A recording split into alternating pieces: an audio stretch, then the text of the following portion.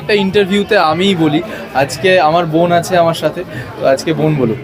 আমার বাবার লেখালেখি করার অভ্যাসটা ভীষণ ছোটোবেলা থেকে। তো বাবা কবিতা লেখে, গল্প লেখে, উপন্যাসও লিখেছেন এবং এবারের টাইমলাইন পাবলিকেশনে আমার বাবার একটা বই বেরিয়েছে যার নাম হচ্ছে পঞ্চব্যঞ্জন। সেটায় 5 রকমের স্বাদের কিছু গল্প, গল্পানু, উপন্যাস, ছড়া, কবিতা ইত্যাদিগুলো রয়েছে। তো আমার মনে হয় আপনাদেরও পঞ্চব্যঞ্জন খেতে এবং চেখে দেখতে খুব ভালো লাগবে। আশা করছি আপনারা টাইমলাইন পাবলিকেশনে আসবেন, 616 নম্বর স্টল, কলকাতা বুক ফেয়ারে এসে পঞ্চব্যঞ্জন বইটা পড়বেন। যদি পড়ে আপনাদের নিজস্ব মতামত, মূল্যবান মতামতগুলো আমাদের। তো ওটা নিজেকে বাবার কিছু কালেকশন নিতে পেরেছো, দুজনকেই বলছি, কতটা কিছু নিতে পেরেছো ওনার কাছ থেকে, আঙ্কেল কাছ থেকে?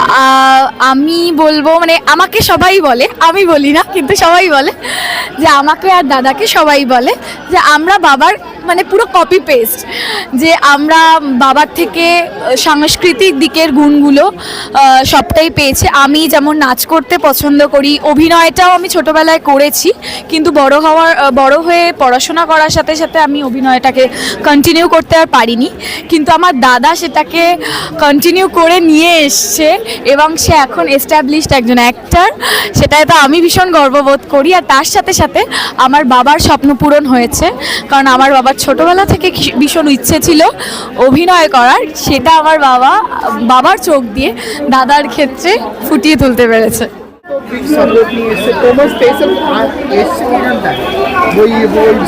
স্পেশাল যে সে তার আসার খুব ইচ্ছে ছিল কিন্তু সে আসতে পারেনি, তার কারণ এই মুহূর্তে তার ফাইনাল এক্সাম চলছে কলেজে, সে আর কি পিএইচডি করছে। তো সে মানে হেভি মানে ব্যাপার, মানে হেভি মানে ভীষণ প্রেশার আর কি।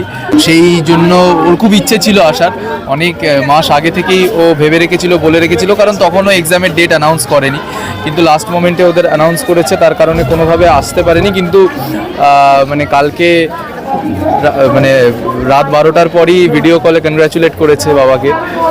তো সেই কনগ্র্যাচুলেশনসটা পেয়েছে বাবা, মানে শুভেচ্ছা বার্তা পেয়েছে। তো সে এলে ভালো হতো, সে এলে আজকে বোন বাবার সাথে সেও এখানে উপস্থিত থাকতো।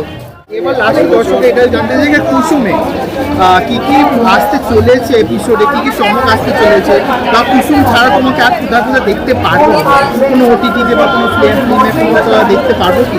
না, এই মুহূর্তে আপাতত কুসুমেই দেখতে পাবেন, কুসুমের আয়ুষ্মান হিসেবেই আপনারা আমাকে দেখতে পাবেন।